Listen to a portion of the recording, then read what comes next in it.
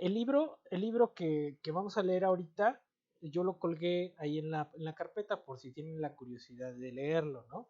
Este, les voy a compartir la portada para que lo vean.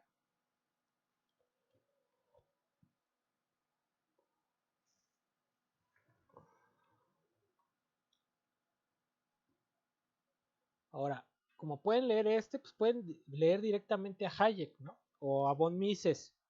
Pero digamos ahí trae un resumen por parte de gente que es, digamos, que le gusta la corriente austríaca, ¿no? De autores que están interpretando la corriente austríaca.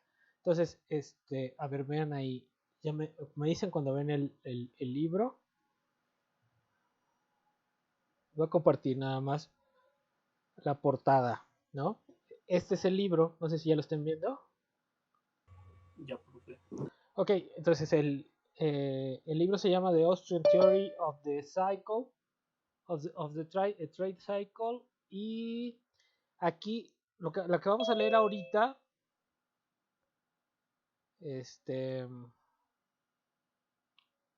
vamos a leer una parte de la economía, la depresión económica, sus causas y sus curas, ¿sí?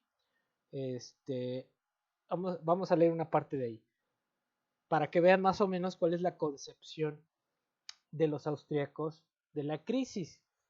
Y si ustedes quieren leer, ahí está, o sea, ahí está el libro, ya lo colgué, para que vean más o menos cuál es la diferencia.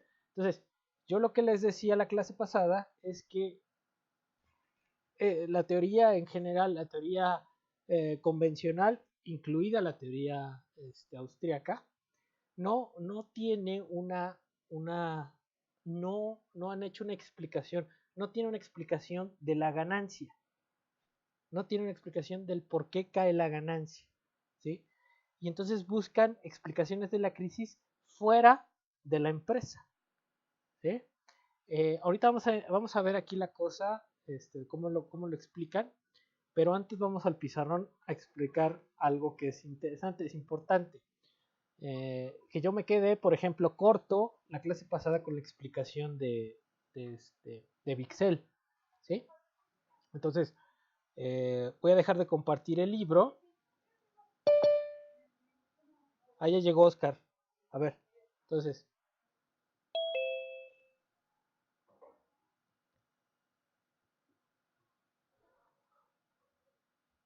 a ver, entonces, ¿sí es ese Oscar o no? Oscar, Oscar. ¿Qué pasó, profe? Es que acabo de llegar, Este, perdón. no, sí, lo que pasa es que estaba platicando con tus compañeros y la clase pasada, ¿fuiste tú el que comentaste de los austríacos o no? Sí, del ciclo de... Ok, pues mira, ahorita lo que vamos a ver, para que no quede así la explicación como que así, porque yo lo dije, no. Vamos a revisar un pedazo de lo que los austríacos, cómo explican la crisis los austríacos, ¿no?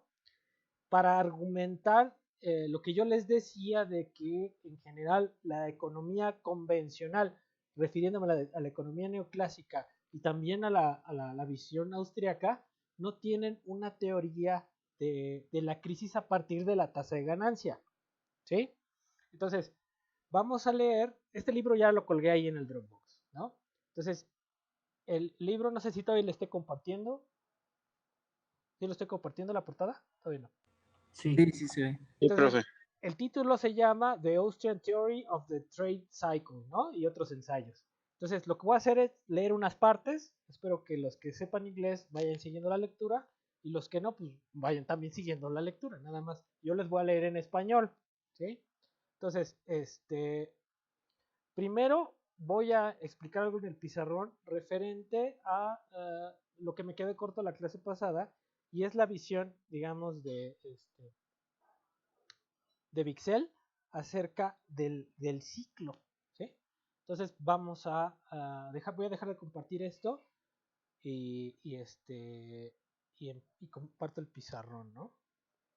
Entonces, me dicen cuando lo vean.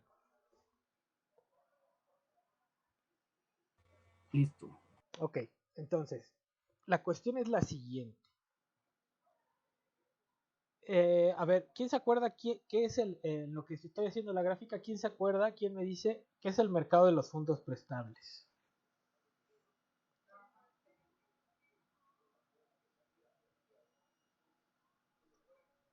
Pues este es el mercado financiero, ¿no, profe? A ver, explica. Pues se supone que en una economía, hay gente que tiene dinero o así que para prestar el dinero, y ahí son los prestamistas y luego están los prestatarios. Bueno, al revés, ¿no? Ajá. Y entonces, por eso se llaman de fondos prestables, porque hay algunos que prestan el dinero, cobran una tasa de interés por ese dinero, y se vuelve pues un sistema.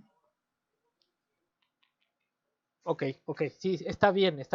En términos generales, más o menos lo que tú dijiste, ¿sería como el mercado financiero? Sí, podría ser el mercado financiero, pero la cuestión aquí es el mercado, así como tú lo dijiste también, en donde se determina el ahorro y la inversión de la economía, ¿no? Entonces, sí es el mercado, digamos, así como tú lo planteaste, es el mercado financiero. Pero tiene una particularidad. La particularidad es que es un mercado real, ¿sí? Entonces, no sé si se entienda la idea de que es un mercado real. Ahí, todos.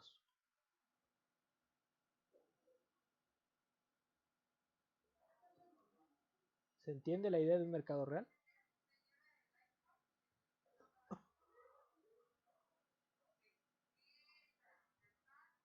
No me dejen solo, ingrato. ¿Se entiende o no? Sí. Sí. A ver, explícame.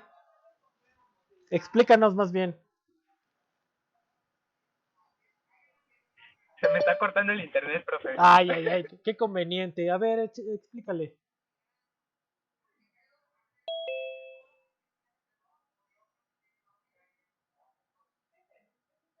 Ay, qué conveniente. A ver, ¿quién más? ¿Que, A ver, adelante, que adelante. hay, que hay oferta y demanda? A ver. Oferta y demanda, pero ¿por qué es un mercado real? A ver, argumenta más.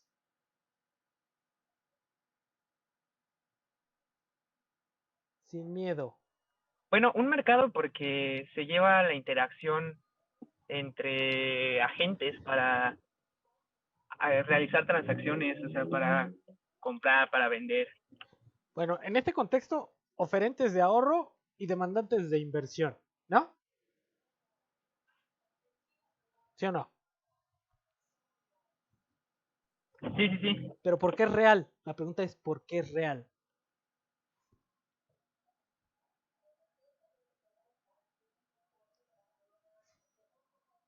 A ver, alguien. Todos están viendo la gráfica, ¿no? Sí, profe. Órale. Entonces, bueno, ahí es el mercado. Es el mercado de los fondos prestables. ¿Qué se determina? Una tasa de interés real. Y esa tasa de interés real es la que permite la igualdad del ahorro y la inversión. Esa tasa de interés real es la que hace que los consumidores prefieran ahorrar determinada cantidad de su ingreso en lugar de consumirla, ¿sí? Y ese ahorro liberado se convierte en inversión. Esa es la teoría de los fondos prestables. Que hace que es un mercado financiero porque digamos que ahí hay un conjunto de instituciones que están agarrando ese excedente de los consumidores y pasándolo a las unidades deficitarias que son las empresas, ¿sí? Deficitarias porque necesitan el capital el capital financiero o el excedente económico para realizar la inversión. Pero ¿por qué es un mercado real? La pregunta es esa, ¿no? Entonces, a ver, échenle choro ahí. Son economistas, ¿eh? Les recuerdo.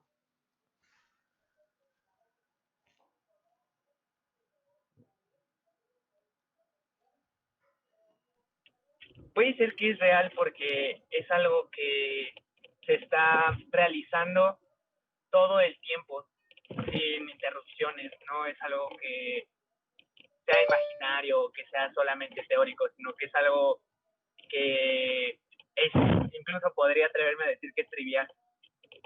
Bueno, que se esté realizando, eso implicaría que es algo continuo, ¿no? De, que realmente sea eso, yo pongo mis dudas. Pero no va por ahí lo real. Lo real, lo voy a explicar, y creo que ya lo había explicado, no me acuerdo. Lo real tiene que ver con el hecho de que el ahorro y la inversión, ¿no? La demanda de ahorro es demanda de bienes, ¿sí? El ahorro es oferta de excedente y el excedente en forma de bienes. Entonces, el clásico ejemplo es el del agricultor. Entonces, el agricultor planta su cosecha de maíz, ¿no? En el año tiene una temporada de cosecha su maíz, agarra sus toneladas y una parte de esas toneladas, eh, una parte la va a usar para consumir él, su familia, y para que una parte de ese maíz la vaya a intercambiar al mercado por otros bienes que necesita para subsistir. Pero tiene un excedente. Entonces, ese excedente, pues son otras toneladas de maíz que él no va a consumir, ¿no? Y que no va a intercambiar.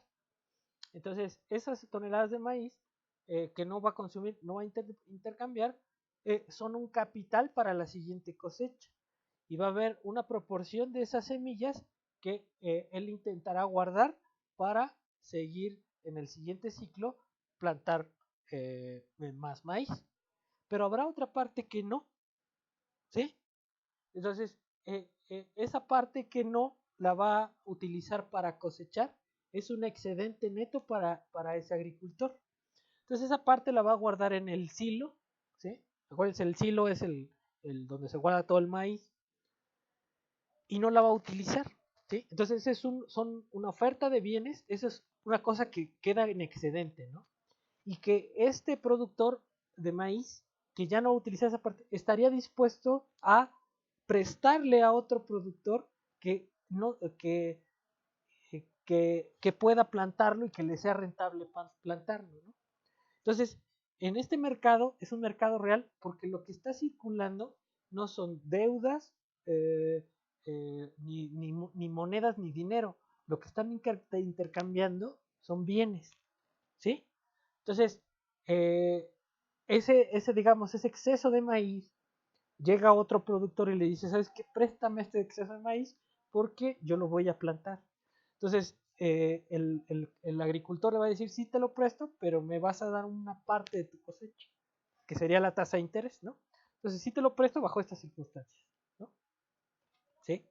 Y si yo quisiera que me prestara más, pues igual en este juego, yo te diría, bueno, te presto más, sí, sube la tasa de interés, ¿no? O sea, para que yo deje de consumir o para que deje de utilizar el maíz para producir, págame una tasa de interés más alta, ¿sí?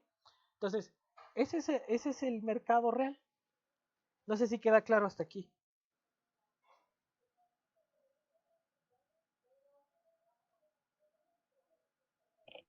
Sí, Pues nada más a ti, todos los demás están como en Egipto, como las momias, no dicen nada. Pero entonces el mercado es real simplemente porque no se intercambia dinero, o sea, solo bienes. Y fíjate ahí, Daniela, lo que podría pasar es que lo que están diciendo ellos es que aunque existe el dinero nada más es como el aceite que permite el intercambio de bienes, ¿sí? El dinero no afecta el sector real de la economía. Acuérdense que dicen, ellos están defendiendo la neutralidad del dinero, ¿no? ¿Sí? Entonces, el dinero no afecta. Entonces, el dinero es el aceite que permite ese intercambio, ¿sí? ¿Por qué? Porque es más fácil intercambiar un bien por dinero. Imagínate que el productor de maíz quiera chocolate, ¿no? Y el que quiere chocolate no quiere maíz, ¿no? Entonces, el que quiere chocolate, el que tiene chocolate no quiere maíz, entonces él va y vende su maíz, le pagan el equivalente en dinero y con eso compra lo que quiere, ¿no? Y porque eso es, o sea, el problema del dinero es que si no tienes dinero se te dificulta el intercambio, tendrías que buscar a aquel que quiere lo que tú produces, ¿no? Y es muy difícil. Entonces, mejor vendes y ya con ese dinero tú compras lo que te quieres.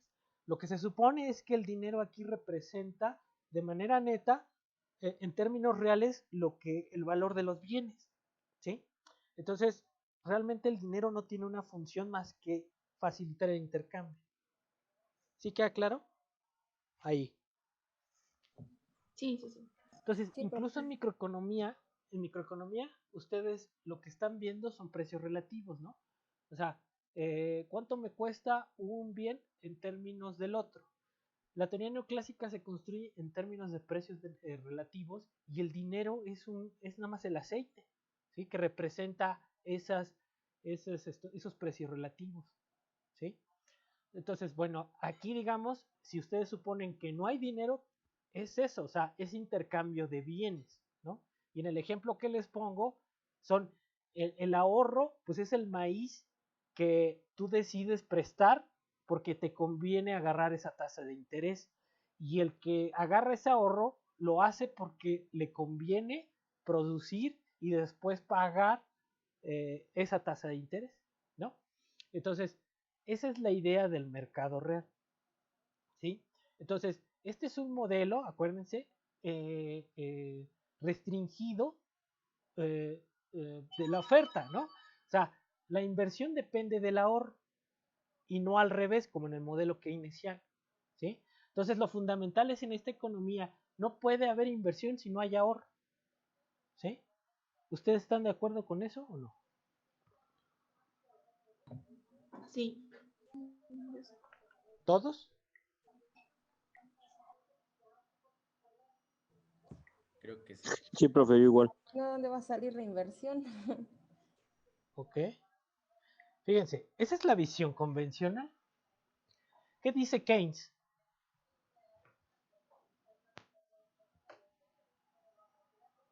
¿Dice lo mismo?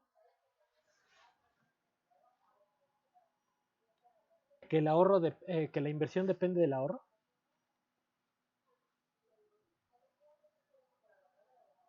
No, No, no.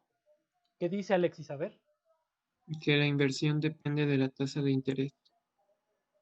Bueno, de la eficiencia marginal del capital, más que de la tasa de interés, ¿no? O sea, él va a comparar la eficiencia marginal del capital con respecto a la tasa de interés y si la eficiencia es más alta que la tasa de interés, ya invertirá. Pero, ¿qué es la eficiencia marginal del capital? Pues es un rendimiento de las ventas probables, ¿no? Entonces, realmente de lo que depende la inversión es de la demanda, ¿sí? Y lo que Keynes dice es que incluso si no hay ahorro en la economía, se puede llevar a cabo la inversión. ¿Cómo? Les pregunto.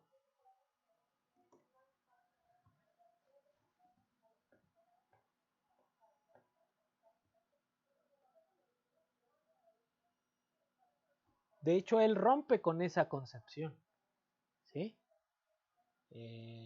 Pero ¿cómo? ¿Cómo se puede invertir si no hay ahorro? ¿Se puede o no se puede?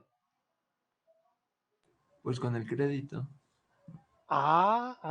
Entonces, a ver, Oscar, ¿el crédito es ahorro o no?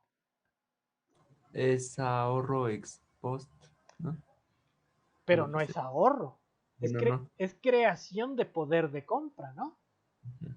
Entonces, si yo soy un empresario o quiero poner un puesto de tacos y creo que va a ser rentable, si yo espero una rentabilidad del 40% y no tengo dinero, no tengo fondos, pero voy al banco y me cobran una tasa del 20% por el capital que necesito para poner el changarro, ¿le entro o no le entro?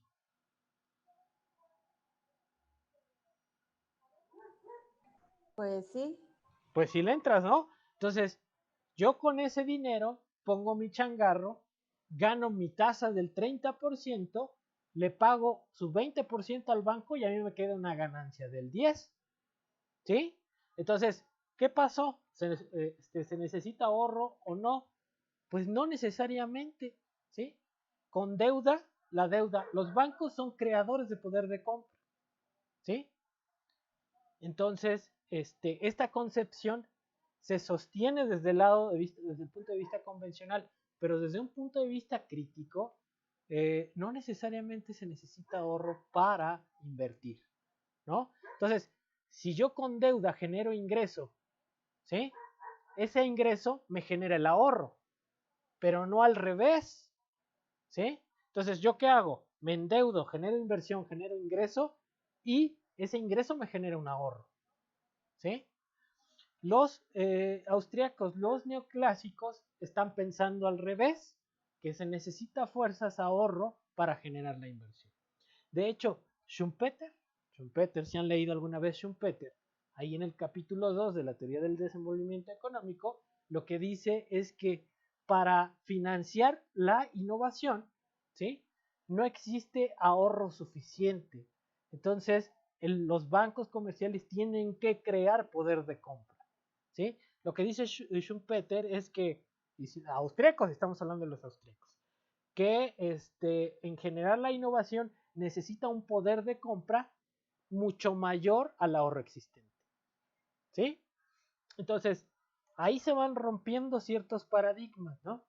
Entonces, aquí hay que ser muy críticos y saber qué es lo que está diciendo cada cosa de la otra. Bueno, entonces es mercado real porque hay intercambio de bienes y se supone que estos bienes son producidos para consumirse o para la venta, ¿sí?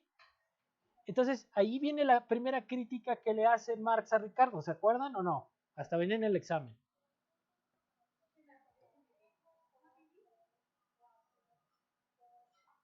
¿Ya se murieron ustedes, chamacos? Sí, sí nos acordamos. A ver, ¿de qué dice la crítica?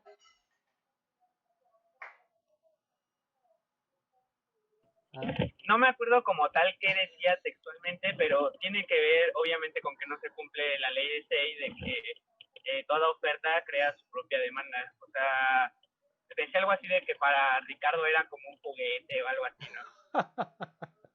No, Ricardo lo que dice es que los bienes son producidos para consumirse, para intercambiarse. ¿Y qué es lo que dice Marx? No, chamacos, no.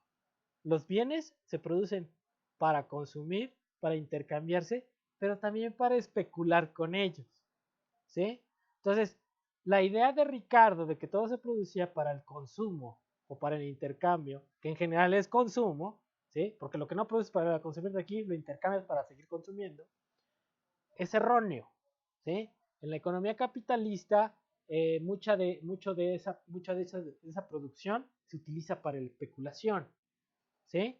Entonces, ahí rompe esta visión, ¿sí? En general, Marx con esa visión. Eso es una crítica, ¿no? Pero bueno, nosotros estamos hablando de los austriacos, ¿sí? Entonces, bueno, estamos hablando del mercado de los fondos prestables, que es fundamental para entender a los austriacos.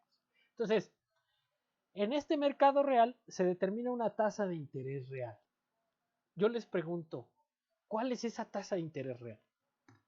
Y es una tasa de interés real que es la que equilibra el mercado del ahorro de la inversión, pero también es la que garantiza el uso, el pleno empleo de los factores productivos, ¿sí? Entonces, ¿cuál es esa tasa de interés real? A ver, chamacos.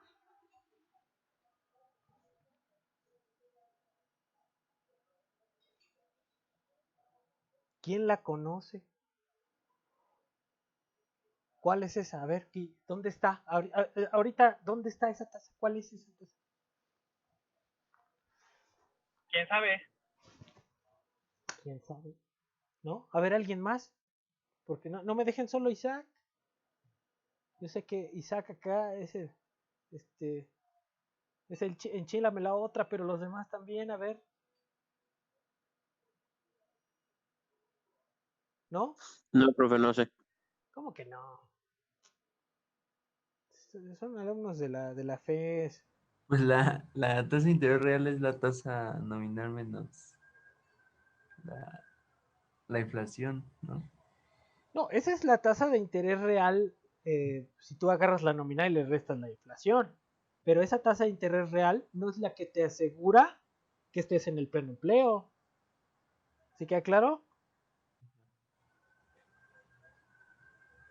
Sí, o sea, cuando le decía que quién sabe, sí me refería a que no hay no hay un procedimiento que alguien haya establecido para determinarla verdaderamente. No se conoce, no hay forma de saberlo.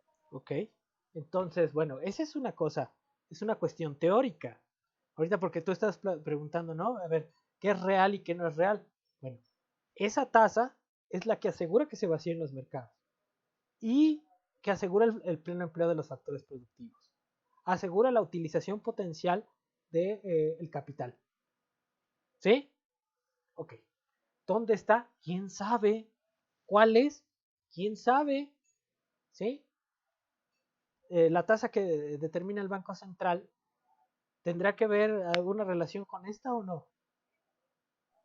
De hecho, apenas que estaba leyendo un texto del modelo de metas de inflación, literal el autor explica, para encontrar la tasa de interés que funciona para lograr el objetivo de inflación que escoge el banco, se tiene que utilizar prueba y error. O sea, es una adivinanza y si le pegas, bien, y si no, destruiste tu economía. O sea, no hay forma de conocerla más que adivinando o divirtiéndote, no lo sé.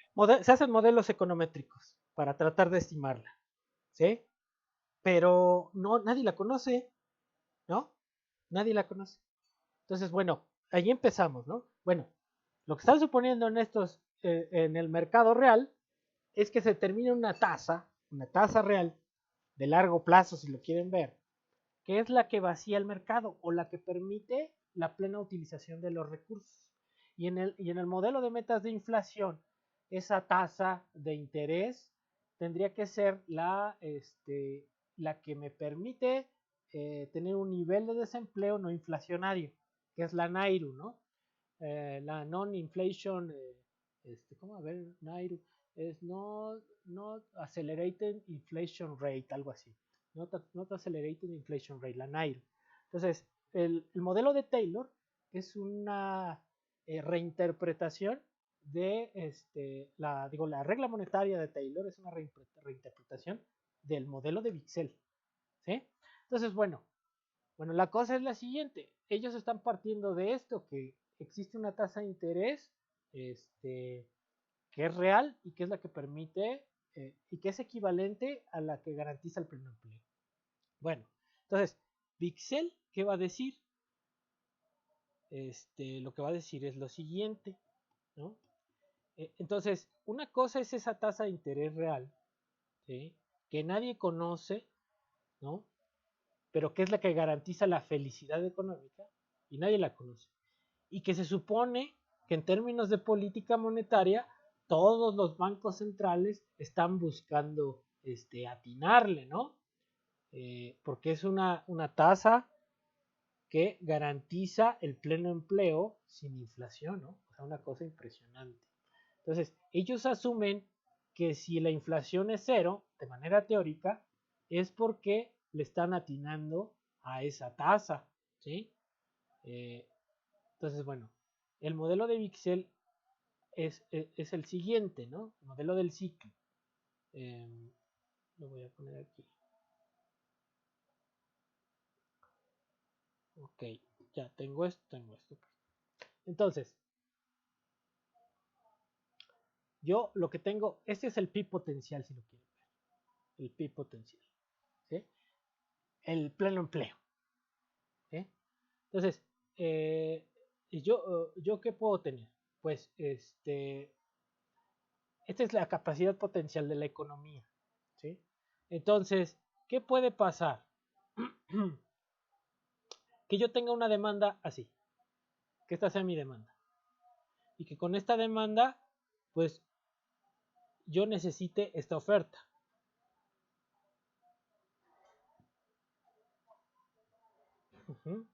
¿Sí? Entonces, si la demanda es menor que la oferta, ¿sí? Si la demanda es menor que la oferta, ¿qué va a pasar? Chamacos. Que hay un exceso de producción. Bueno, no es que sea exceso, sino que tengo desempleo, ¿no? Tengo desempleo porque el Y barra es lo que en potencia debería de producir a pleno empleo. Entonces, si la demanda es menor que esa oferta, estoy teniendo capacidad ociosa. Y si la demanda es menor que la oferta, ¿cómo van a ser los precios?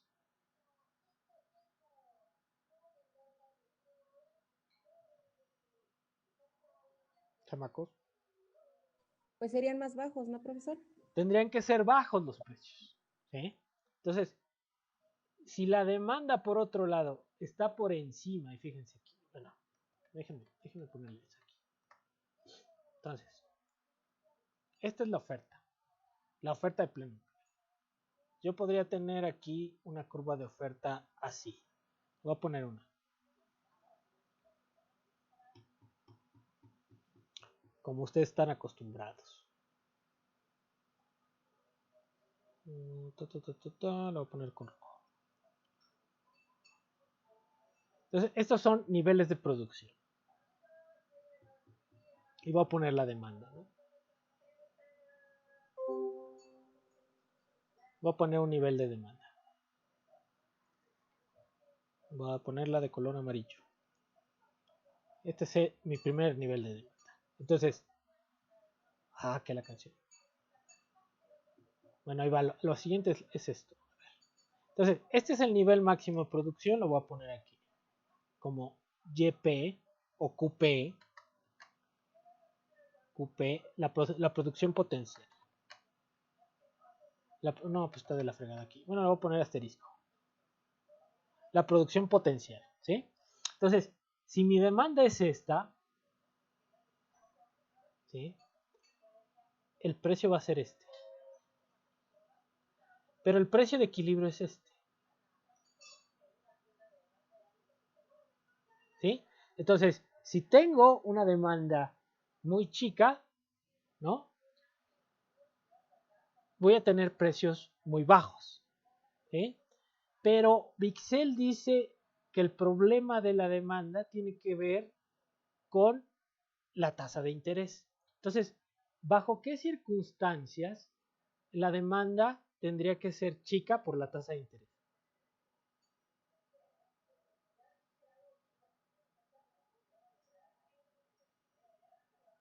¿Por tasa de interés alta? Si la tasa de interés es muy alta, entonces la demanda es baja, ¿sí? Los créditos son menores que los que debería de haber y por lo tanto la demanda es baja.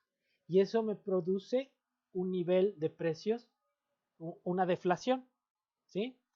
Pero ¿qué pasa si ahora qué tendría que hacer el Banco Central? Si la tasa de interés es muy alta, ¿ahora qué va a hacer? Pues bajarla. Bajarla. ¿Hasta cuándo? No lo sabe porque no conoce esa tasa de interés de equilibrio. Entonces podría llevar al Banco Central a bajarla mucho, ¿no? Y entonces nos pasaríamos hasta acá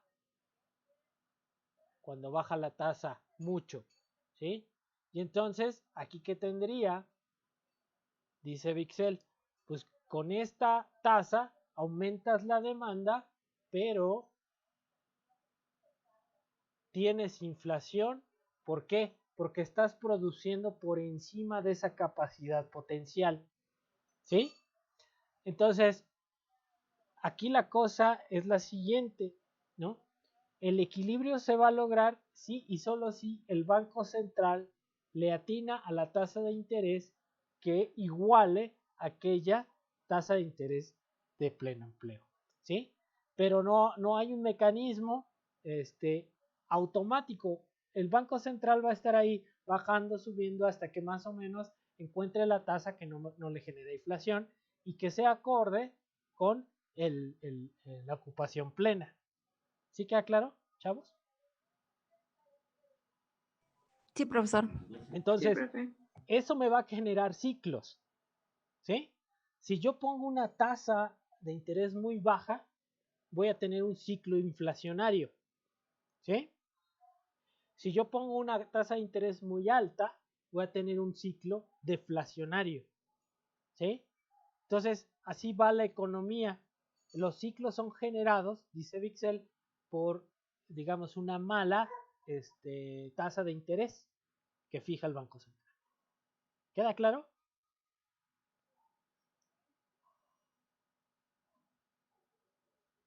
¿Chamacos?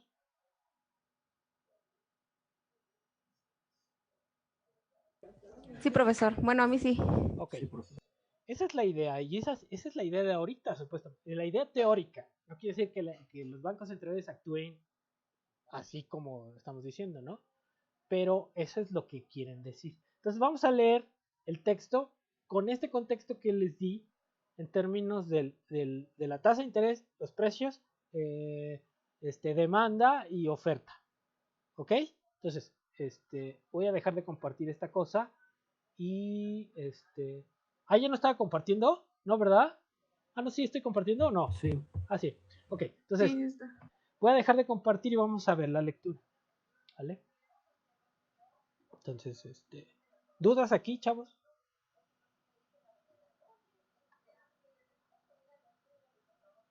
No, profesor. Ok.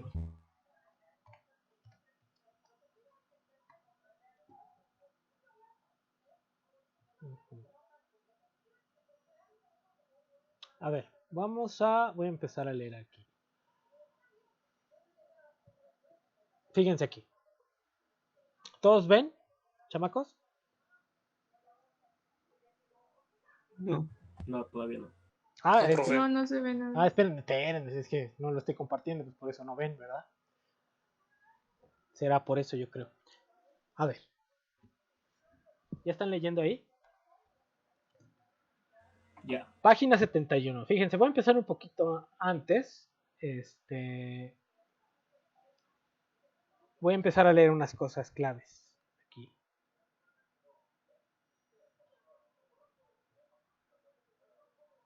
Fíjense, me voy a saltar hasta el inicio.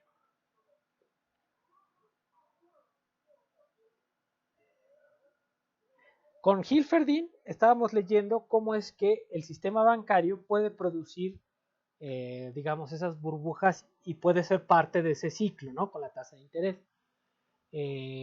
Aquí vamos a ver, primero, qué es lo que ellos piensan acerca del mercado, ¿sí? Y después me voy a ir, ¿no? Fíjense. Aquí hay una cosa que quiero que veamos.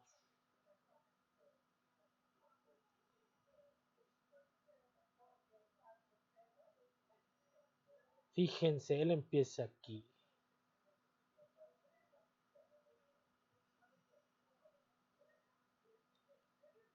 Fíjense aquí, dice, sí, entonces la economía de mercado tiene que construir un mecanismo de selección natural para las buenas empresas. Esto implica que generalmente esperemos no muchas empresas que tengan pérdidas. ¿Por qué? Porque si el mercado las está eligiendo de manera competitiva, las empresas que van a estar en el mercado son las mejores y por lo tanto no van a tener pérdidas.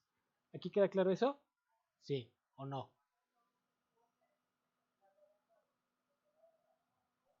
Sí, profe. Ok, dice, y de hecho, ¿no? Si vemos alrededor de la economía, en promedio, un día, un año, encontraremos que las pérdidas no son, digamos, muy amplias, ¿no? Dice, pero en tal caso, dice, el dato raro es cómo explicamos esto, dice, ¿cómo es que periódicamente en tiempos de recesión y especialmente en depresiones, el mundo de los negocios de repente experimenta muchas pérdidas, ¿no? O sea, si el mercado me elige a los empresarios más eficientes, la pregunta es ¿por qué en las crisis todos pierden? ¿No? Es la pregunta que se hace, ¿no? Dice, Dice, el momento llega cuando las empresas, dice, previo a los empresarios altamente astutos o muy astutos en su habilidad para hacer las ganancias y evitar las pérdidas, de repente se encuentran, dice, la mayoría eh, con pérdidas, ¿no? Dice, ¿cómo viene esto? Dice, hay un momento, de hecho, en que la teoría de la depresión debería explicar. Ese momento en donde, si bien se eligieron los mejores y en determinado momento todos pierden, pues hay que explicarlo, ¿no? Dice, la explicación de la teoría del subconsumo, que la vimos ahí con Hilferdin, dice que es una caída en el gasto de consumo total, dice, no es suficiente.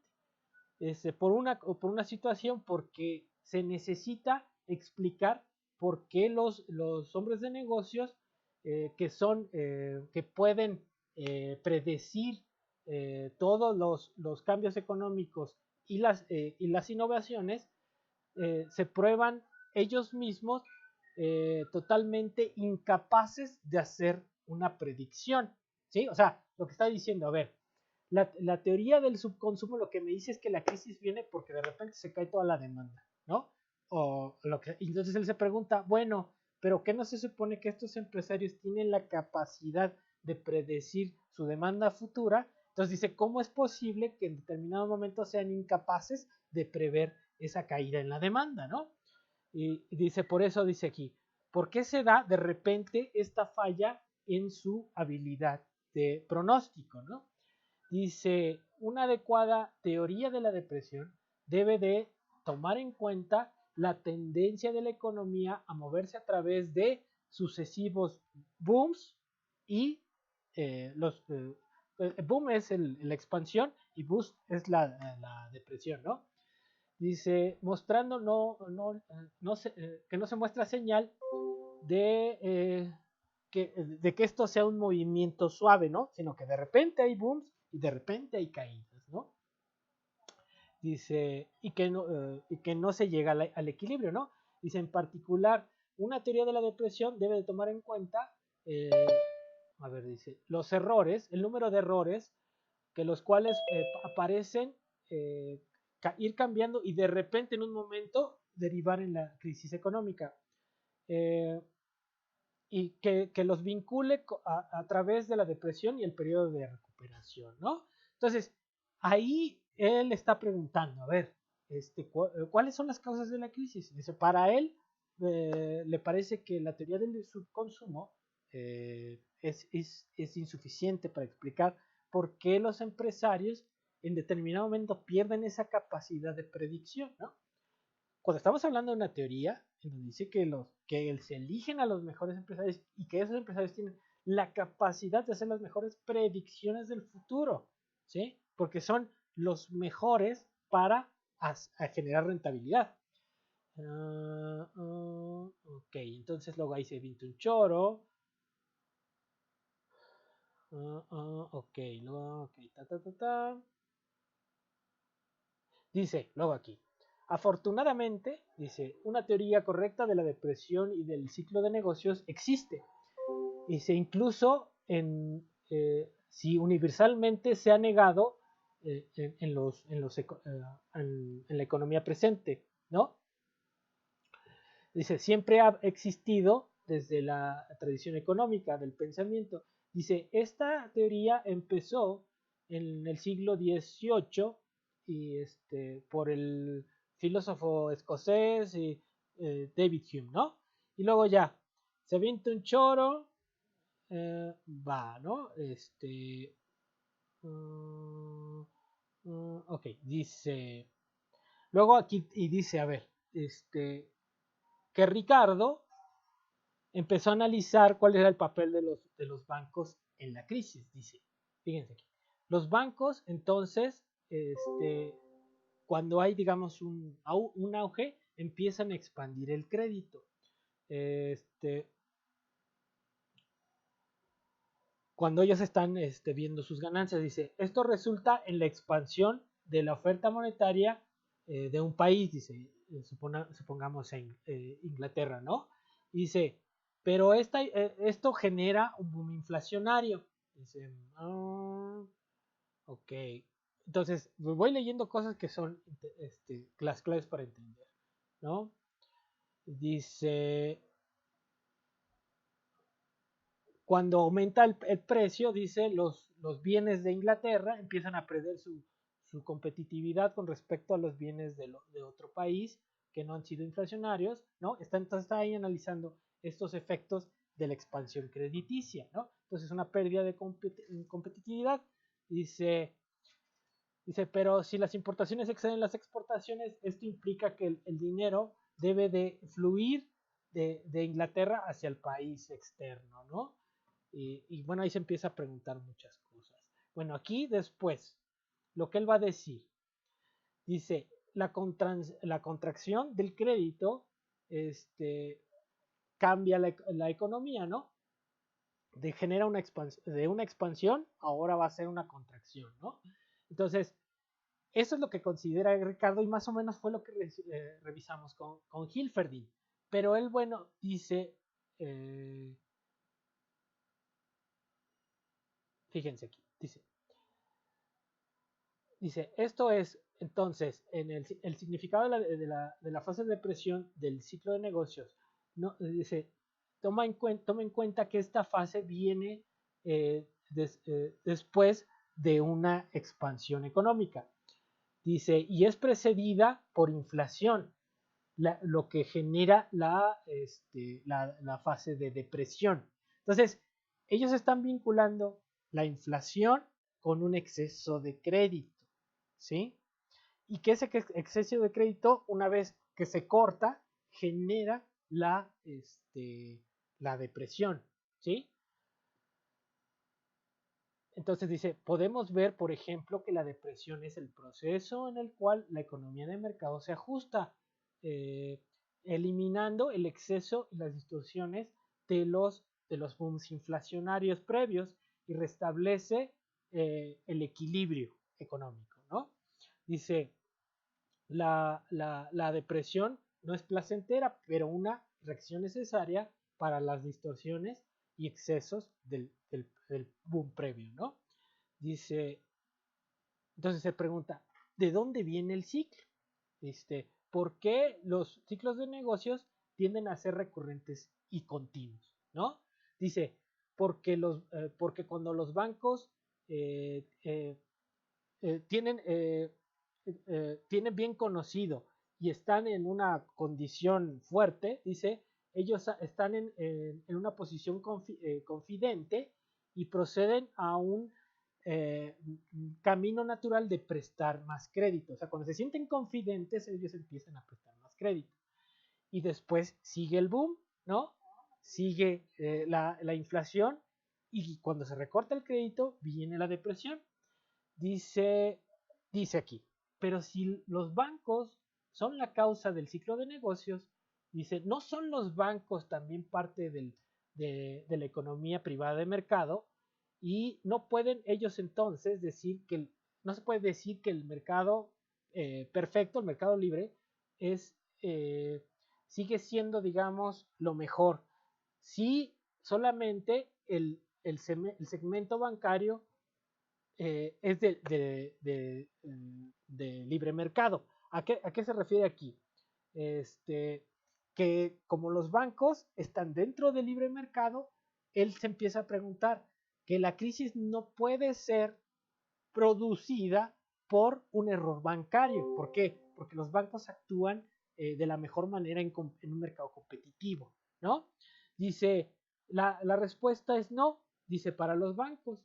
Dice, ellos no podrían expandir el crédito si no fuera por la intervención del gobierno. Y ahí es donde rompe, ¿no? O sea, en la explicación anterior venía diciendo que los bancos en ciertas circunstancias expanden el crédito. Pero después aquí dice no, porque ellos son parte del mercado, ellos no pueden hacer las cosas mal. Entonces, ¿por qué expanden el crédito? Ah, porque el gobierno está interviniendo, ¿no? Entonces ahí viene la semilla de la explicación. Y luego, fíjense. Me voy hasta acá abajo, porque era lo importante. Fíjense. A ver, ¿hasta ahí va quedando más o menos claro el choro o no? Yo les explico aquí, más o menos. Sí, profe, todo bien. Sí, Seguro. profe. Ok, entonces fíjense. Después aquí ya empieza a hablar de la teoría austríaca. Dice.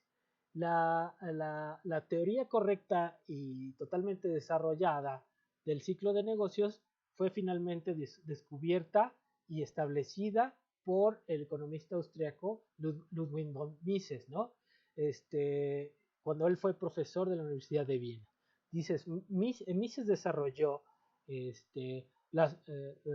los puntos fundamentales para la solución del problema del ciclo de negocios en su monumental Teoría de la Moneda y del Crédito, publicado tal. Luego dice, Mises desarrolló la teoría del ciclo durante el 20, ¿no? Luego siguió von Hayek, después de que llegó a Viena a enseñar en Londres, en los 30, y que publicó la teoría monetaria y del ciclo de negocios y los precios y producción, ¿no? Después de que Mises y Hayek fueron austriacos y bla, bla, bla. Entonces, aquí. Ok, entonces ellos fueron los que ya tuvieron una teoría del ciclo, ¿no? Después aquí, a ver, déjenme ver. No, Mises. Ok, entonces dice, construyendo sobre la base ricardiana, sobre la general teoría austriaca y sobre su propio genio creativo, Mises desarrolló la siguiente teoría del ciclo de negocios. Y aquí eso es lo importante. Dice, fíjense, dice, sin una expansión del crédito bancario, la demanda y la oferta tienden a equilibrarse a través del sistema de precios libre. Y no existen booms acumulativos o caídas acumulativas que se puedan generar. Dice, pero el gobierno a través de su banco central estimula la expansión bancaria de crédito, expandiendo las obligaciones de los bancos centrales y entonces y las reservas de los bancos comerciales de la nación, dice. Entonces, la culpa aquí es del gobierno, dicen ellos. No es de los bancos, es porque el gobierno expande la liquidez. Dice, los bancos entonces proceden a expandir el crédito y entonces la oferta de dinero de la nación en la forma de dinero bancario, ¿no? De depósitos de cheques, ¿no? Dice, como los ricardianos vieron, esta expansión del dinero bancario genera un incremento en precios y bienes, de los bienes, y genera inflación, ¿no? Dice, pero Mises mostró algo más, dice, algo más siniestro, dice.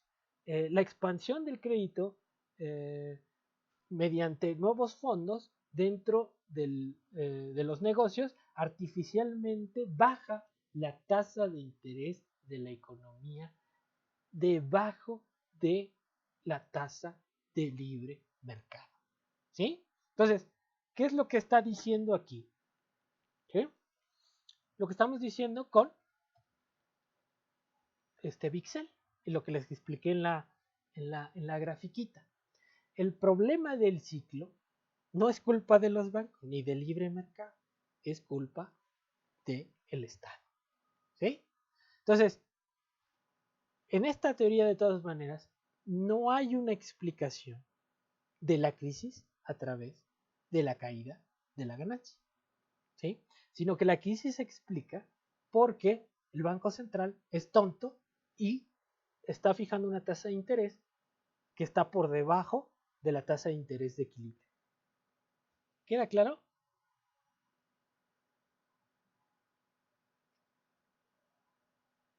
Ya se fueron ustedes, ¿no? Sí, profe. No, sí queda claro. ¿Cómo ven? Sí, sí, profe. Ustedes pueden leer esto. Al final, esto es lo mismo que dice Bixel, ¿no? Entonces, ese ciclo para los austríacos, voy a dejar de compartir.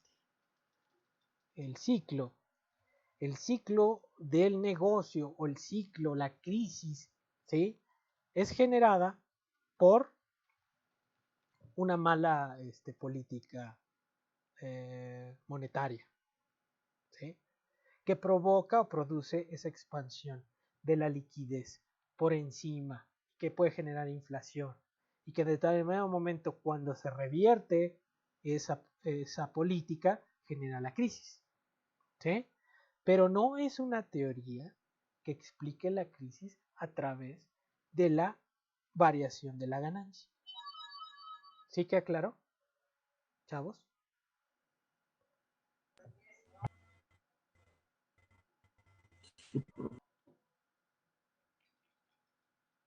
Bueno, ahí escuché algunos, a otros no los escuché. A ver, déjame ver si hay algo que sea interesante. Uh-huh.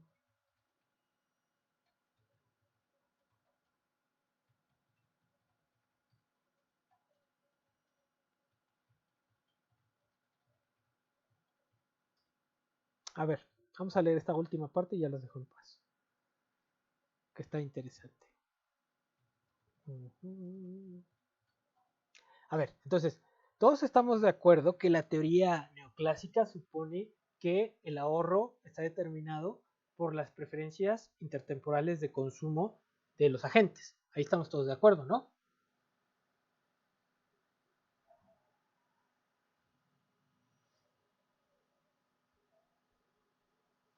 I'm not listening. No listen anything. ¿Ya se fueron, chamacos? ¿Les comió? No, profe, aquí estamos. Ah, bueno, bueno. No, profe, aquí estamos. ¿Todavía? Bueno, ok. Entonces ya están aguantando. Entonces, bueno, la cosa es eso. Estamos de acuerdo en eso. ¿Sí? Y entonces, fíjense aquí. Dice, entonces, cuando cambian esas preferencias, puede hacer, o sea, si mi preferencia por consumo presente sube, entonces ahora yo voy a demandar más tasa de interés. ¿Sí? O si mi preferencia por el consumo presente baja, yo voy a demandar menos tasa de interés para prestar mis bienes y prestarlos, ¿no? Prefiero prestarlos porque mi consumo hoy, mi preferencia por consumo hoy es más baja, ¿no? Entonces eso tendría a mover la tasa de interés real de manera natural por el cambio de las preferencias. Luego él dice aquí, ¿estamos viendo? No, no estoy viendo, ¿ah? ¿Sí? ¿Sí están viendo? Sí. Dice, pero ¿qué pasaría? Bueno, ¿qué pasa cuando la tasa de interés cae? Dice, no porque cambien no porque bajen las preferencias sobre el consumo y aumente el ahorro, sino porque el gobierno ha interferido y promueve la expansión del crédito bancario. O sea, ¿qué pasa? Dice, en otras palabras, si la tasa de interés cae artificialmente debido a una intervención, más allá que sea naturalmente, como resultado de cambios en las valuaciones de las preferencias del consumo de los individuos, ¿no? Entonces, dice, lo que pasa es un problema, dice, para los empresarios, viendo que la tasa de interés cae, van a reaccionar invirtiendo, ¿sí? Sin embargo, esto va a llevar un proceso inflacionario. ¿Por qué? Porque como esta tasa de interés cae por debajo de la de equilibrio, ¿sí? Entonces, nosotros ya estamos en un nivel de equilibrio y ese equilibrio nos garantiza cierto nivel de empleo. Si la tasa cae por debajo y ya estamos en ese nivel de empleo, lo que va a producir es un exceso de demanda que va a producir inflación, ¿sí? Entonces, esa es la idea central. O sea, el error, lo que lleva al ciclo, y repito, es la intromisión ineficiente del Estado. ¿Sale? Entonces, pues yo aquí lo dejo, chamacos. No sé si tengan dudas. ¿Y cómo ven? ¿Cómo viste, Oscar? A ver, ¿ya quedó un poco más claro o ya sabías esto? Todo es culpa de AMLO, profe. Sí, todo es culpa de AMLO. el error de diciembre y todo eso. Entonces, a ver, ¿cómo ves? ¿Cómo ves, Oscar? ¿Ya lo habías visto o no? No, está interesante. Bueno, de hecho, algunos austríacos sí se proponen eliminar por completo el Banco Central, ¿no? Sí, claro, pues están locos. Realmente eso. Pero es a lo que yo me refiero, o sea, alguien puede estar, igual y a ti te convence el argumento austriaco. A mí no me convence para nada el argumento austriaco, porque siento que le hacen falta ciertos supuestos que no considera. El hecho de que digan, si ustedes ponen a él ahí el libro, ellos dicen que, bueno, la producción se hizo para consumir. Y eso no es cierto. O sea, mucha de la producción se utiliza para especular, no para consumir. Entonces, ahí es cuando vienen los problemas reales. ¿Sí? O sea, no la producción no está hecha para el consumo, no. La producción está hecha para generar ganancias. ¿Sí? Entonces, cuando uno piensa así, el panorama es distinto. ¿Sí? Entonces, que a mí me digan que la crisis vino por una mala decisión del Banco Central, yo no estoy de acuerdo. ¿Sí? Las crisis vienen por un problema de rentabilidad. ¿Sí? Pero ese es mi punto de vista. Yo aquí les expongo este modelito austríaco para que ustedes tengan elementos y decidan qué es lo que les conviene más, qué es lo que les explica mejor la realidad, ¿no? Pero sí hay que tener en cuenta que son visiones que vienen del ahorro ex ante, ¿no? Entonces, si el ahorro que existe en la economía es uno, pues ya no puede incrementarse más, ¿sí? Y entonces la inversión está atada a ese ahorro. Si hay una demanda excedente a ese exceso de ahorro, lo que va a producir es inflación, ¿sí? Y un desequilibrio en los términos que ellos lo están presentando, ¿sí? Pero yo siempre les pregunto, o sea, hay teóricos, ahí está Keynes, ¿no? Ahí está Marx, ahí están todos los post-keynesianos, los regulacionistas, kalekianos y todos, que están diciendo que no, o sea, la economía no está ligada, ahí está Schumpeter, los que quieran, no está ligada, no está limitada por el ahorro que existe en la economía, ¿sí? De hecho, lo que primero hay es generación de ingreso y el ahorro depende de la generación del ingreso, independientemente de que si ese ingreso se haya generado con deuda, ¿sí? Entonces, pues eso es lo que yo les paso aquí, ya nada más para que no quedara tan la floja esa explicación de los austriacos. Ahí está el libro para que ustedes lo consulten y bueno, pues ahí es otra parte de esto que estamos viendo de los ciclos, ¿vale? Entonces, si no hay dudas, yo los dejo aquí y nos estamos viendo el lunes, chavos, ¿vale? Sí, profe. Gracias. Órale, pues. Entonces, subo esto y el video de la clase pasada. Ahora sí, Erika no dijo nada, yo creo que ya hasta se fue, ¿no? Nos dejó aquí su nombre y se fue. No, profe, aquí estoy. Ah, bueno. Ya dijiste una palabra, ¿no? Profesor, una pregunta, esta clase no está no se grabó, ¿verdad? Sí, claro que sí, ¿por qué no? Es que siempre me aparecía como algo aquí que decía que se estaba grabando. No, lo que pasa es que yo no la grabo aquí en general yo no la grabo en el Zoom, yo la grabo en otro programa, ¿no? Porque luego me ha pasado que me pasaba que si grababa en el Zoom, de repente me botaba el Zoom. Entonces, para evitar eso, mejor grabo en otro programita. Bueno, pero ya subo esta clase y la pasada, y ahí vamos avanzando. Ya no vamos a ver mucho más. Bueno, sí más, pero bueno, otro par de clases para hacer un examen ya, y que se vayan a ver si ya crean valor, dicen los profesores, ¿no? Entonces, para descansar, para que se vayan a descansar, porque a mí se me hace que un semestre así cortado es muy desgastante. Bueno, entonces, si no tienen otra duda, aquí lo dejamos, chavos. ¿Vale? Sí, profe, gracias.